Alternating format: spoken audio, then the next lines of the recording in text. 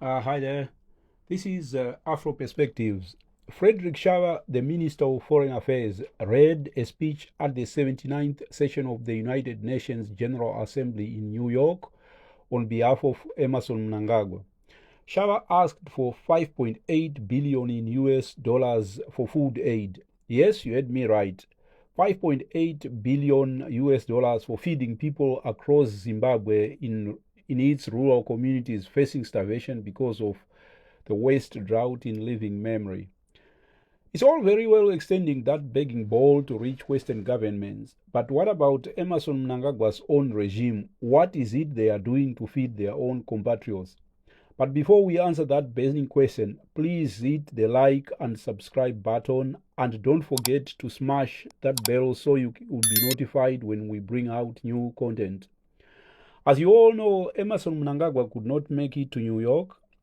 His spokesman, Nick Mangwana, blamed his no-show at the United Nations on a congested schedule.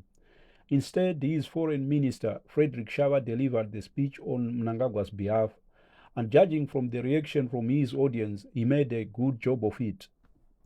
In that context, the SADC heads of states and government launched an international humanitarian appeal amounting to US dollars 5.8 billion at the end of May. That's Frederick Shava on there. In his speech, Shava spoke of helping the vulnerable and marginalised in Zimbabwe, specifically rural communities who are experiencing food shortages.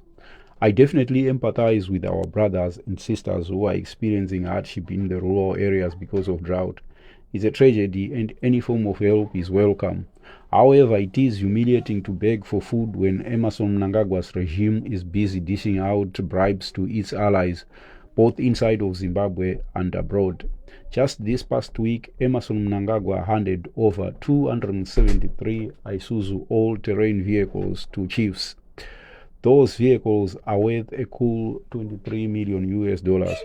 Chiefs are key to Zanu PF retaining power. They coerce villagers into voting for Zanu PF during election season. Zanu PF has even come up with a name for such a disgraceful practice. It goes by the name of command voting. The government might not have money to buy food for its citizens in the rural areas, but money to bribe chiefs will always be found. Such waste and profligacy in the midst of the worst drought in living memory is insensitive. And then asking for the World Food Program to feed Zimbabweans when clearly the government has the money to feed its own people is simply a disgrace. The money is there. It's just that when it comes to rural communities, they are lower down the list of Zanu PF's priorities. In his address to the United Nations, Shava spoke of the government's priority as leaving no one behind. Yes, Emmerson Mnangagwa's regime has certainly left rural communities behind.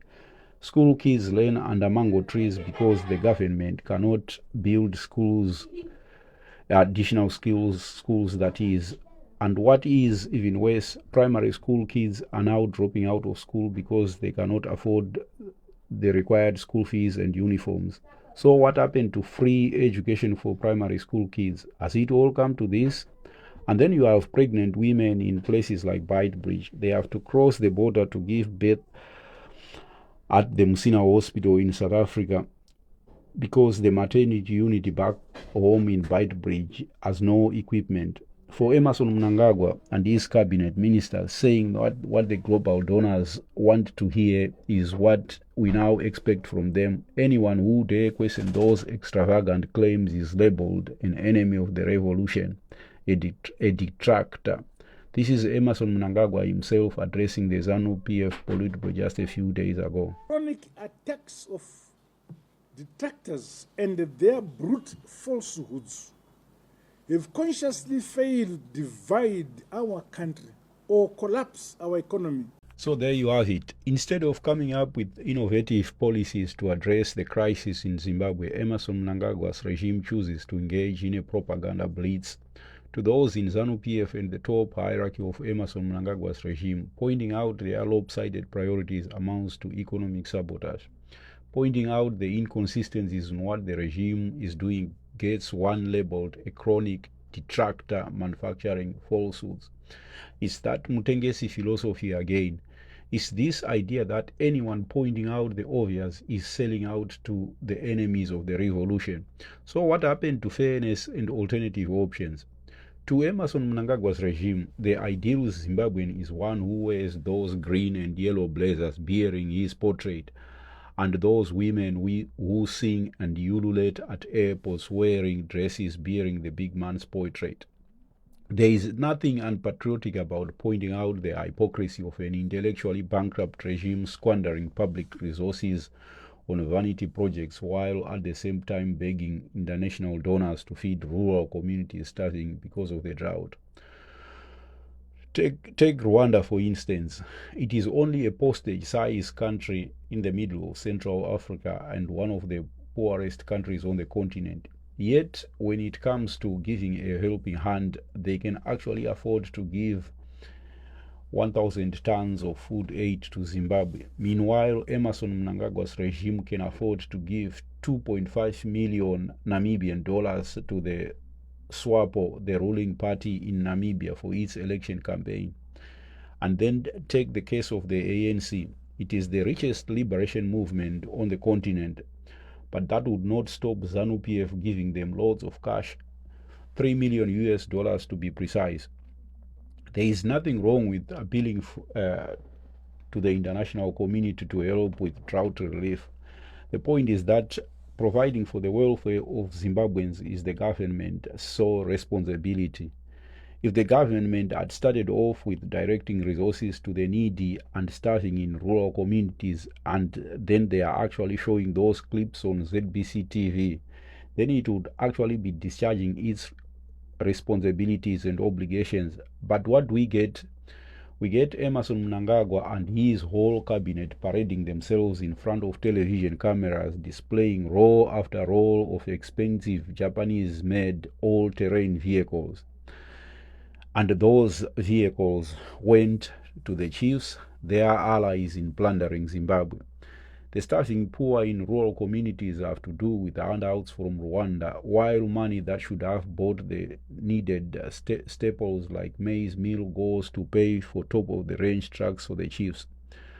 To all right-thinking people, this goes against all common sense.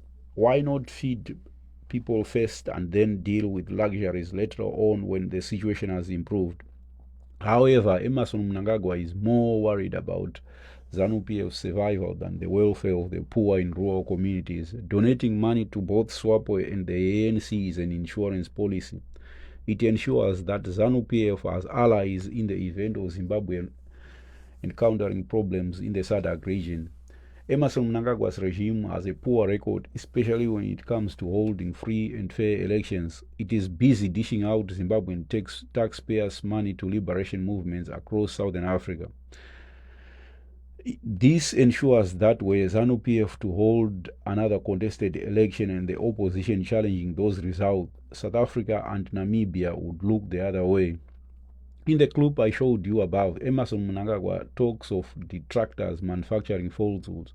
Of course, he was talking to the Politburo, the Zanu PF faithful, pointing out shortcomings in how Zanu PF is governing the country does not equate to coming up with falsehoods. The stark reality is that it's not only poor communities in Zimbabwe's rural areas who need help with feeding themselves. In the urban centers, 1.7 million people are at risk of going without food.